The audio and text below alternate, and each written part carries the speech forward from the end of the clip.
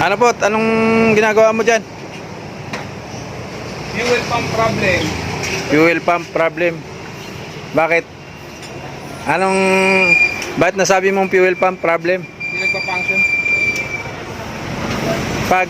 Paano ba mag-diagnose ng fuel pump? Ito, pag inon mo lang yung susi, nagpa-pump na yung tangke pag-epay. Wala oh. Nanginginig na pag on ng susi. Mararamdaman mo sa tangke kung Wala no? Yung ano? bumomba yung pump o hindi, kung gumagana o hindi. Mararamdaman mo yan dito. Sige nga, on mo nga. Wala nga. Yung trigger naman nung injection, Walang engine pump, check? yung FI, walang ano yun, engine check. Okay, ito munang gagawin. Titingnan kung bakit hindi nanginginig pag nag-on ng susi. Dapat manginginig siya, magbabibrate. Para gigisingin yung gasolina na natutulog. Yan yung papel niyan eh. Tinestakas siya yata ng 2 months. Alright. May nagawa nga, ABB, 6 months pa lang yung motor.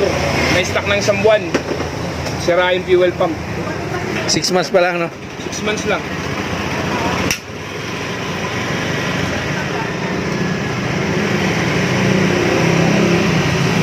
Okay. Update tayo mamaya. Okay, ito na. Update sa R15 na ginagawa natin. Itong sa fuel pump.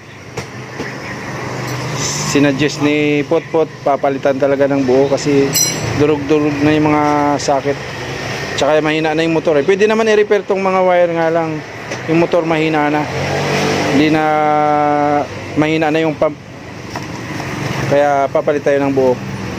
R15, palit tayo ng fuel pump buo. Fuel pump assembly, R15. Alright. Oh, ito na, umanda na yung fuel pump na kinabit. Oh. Yun oh.